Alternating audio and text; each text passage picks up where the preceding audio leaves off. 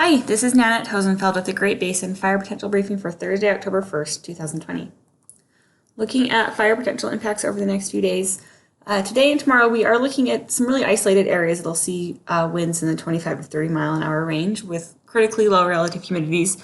It is notable that the East Fork fire will see those gusty winds tomorrow, so there could be some impact there. And then moving into Saturday, we don't have any significant impacts. Taking a look at our near surface smoke forecast for today and tomorrow, things are looking pretty good across the Great Basin. We could see some smoke into portions of central Idaho tomorrow with that northerly flow. And then looking up at higher levels of the atmosphere, also looking really good today across pretty much the entire Great Basin, and then moving into tomorrow afternoon, again, could see some smoke impacts across portions of Idaho.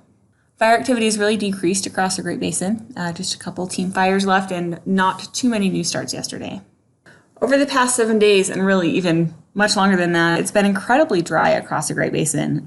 Things have moistened up a bit across the central Idaho mountains, but elsewhere it's just been really bone dry. You can see we haven't really seen any precipitation to speak of across the Great Basin, which of course is very far below normal.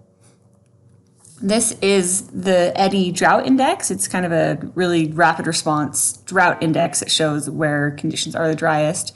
It's no surprise that really the southern 2/3 of the Great Basin, almost the entire Great Basin, is in a drought category, but you can really see the areas in extreme drought, and that covers portions of Utah, Nevada, and into the Uinta Mountains. So really, again, just driving home the point how dry it's been and how a lot of the fields out there are still really quite dry.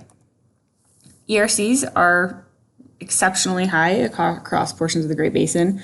We're looking at areas in the 97th and above percentile across the Uintas and down into central Utah.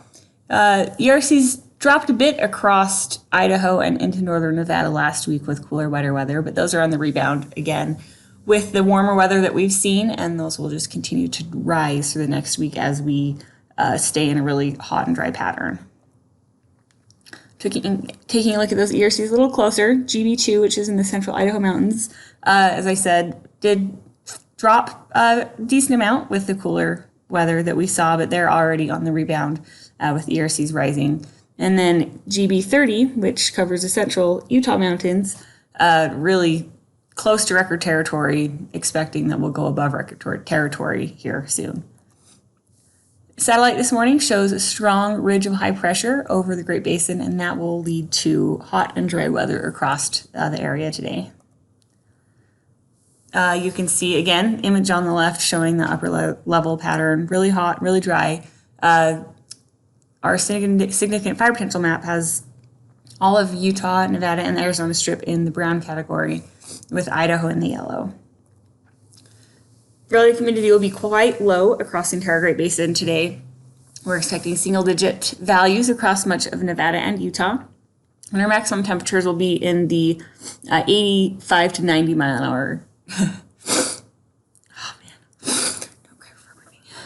Relative humidity will be quite low across the Great Basin this afternoon. Much of Nevada and into central and southern Utah, we will see single-digit relative humidity. Maximum temperatures will be in the 80 to 90 degree range this afternoon. Moving into Friday, again, keeping that high pressure in place across the Great Basin, we do see a bit of northerly flow across the eastern part of the Great Basin that will lead to some enhanced northerly winds tomorrow, but looking at really dry, hot conditions. So tomorrow afternoon, you can see single-digit relative humidity again across a large portion of the Great Basin. Temperatures in the afternoon in the 80 to 90 degree range again. And then moving into Saturday, still really static weather pattern with that ridge in place across the area. And again, relative humidity is quite low. They'll come up a bit across portions of Idaho and northeastern Utah. Those areas are closer to the edge of the ridge. And so really the hottest and driest conditions will be in Nevada. Taking a look at our temperature anomalies, this is how far above normal temperatures are expected to be on Saturday. You can see the entire Great Basin is forecast to be above normal. Some areas as high as 20 degrees above normal. So really just driving the point home that it is going to be abnormally hot. So moving to Sunday, we start to see things change a little bit. The ridge flattens out, but that doesn't do us much good. We'll see temperatures drop a little bit, but still remaining quite hot and dry. Moving into Monday, really similar situation, just continuing to dry. And then Tuesday, seeing that ridge rebound, continuing hot and dry conditions. And then moving into Wednesday, looking pretty much the same. You can see by Wednesday, all of the PSAs have gone to brown. Over the next 7 days, this 7-day precipitation total map is quite bleak. No precipitation across the Great Basin, and really the western half of the United States is expected over the next 7 days.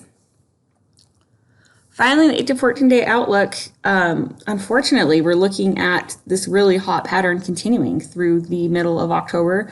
The one glimmer of hope is that there is a potential for some precipitation in the extended period across the northern part of the Great Basin, but areas further south that have not seen precipitation will continue to remain exceptionally dry. That's it for the forecast. If there's any questions, please contact us. Our information is on the screen, and you can also find us on Twitter.